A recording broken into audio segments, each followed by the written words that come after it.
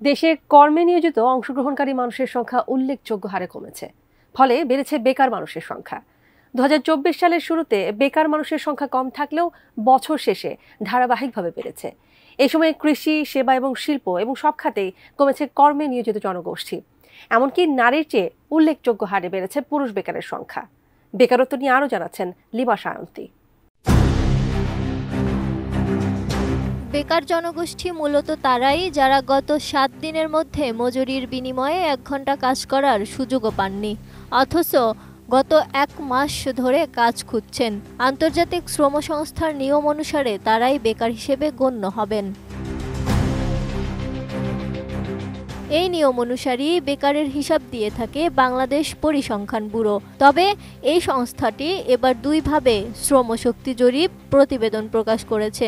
এ বিষয়ে পরিসংখ্যান ব্যুরো জানায়, শ্রমশক্তির তৃতীয় প্রান্তিকের ফলাফলটি ১৩তম এবং ১৯তম পরিসংখ্যানবিদদের আন্তর্জাতিক সম্মেলন অনুযায়ী প্রকাশ করা হয়েছে।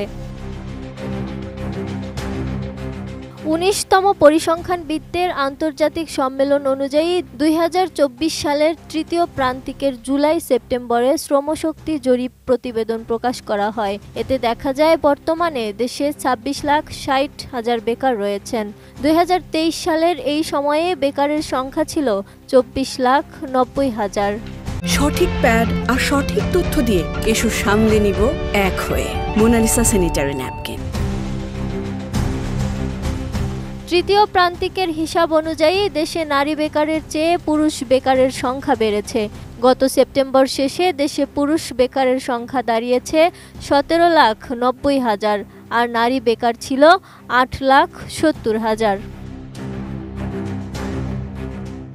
এছাড়া ২০২৩ সালের একই সময়ে পুরুষ বেকার ছিল ১৬,৪০,০০০ আর নারী ৮,৫০,০০০। সেই হিসেবে পুরুষ বেকার বেড়ে দাঁড়িয়েছে ১,৫০,০০০ ও নারী বেড়েছে ২০,০০০।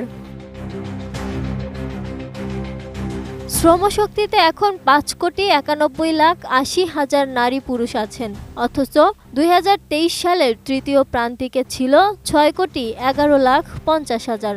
অর্থাৎ ১ বছরের ব্যবধানে শ্রমশক্তিতে অংশগ্রহণকারী মানুষের সংখ্যা কমেছে ১৯,৫০,০০০। মোট শ্রমশক্তিতে থাকা জনগোষ্ঠীর মধ্যে ৫,৬৫,২০,০০০ লোক কর্মে নিয়োজিত।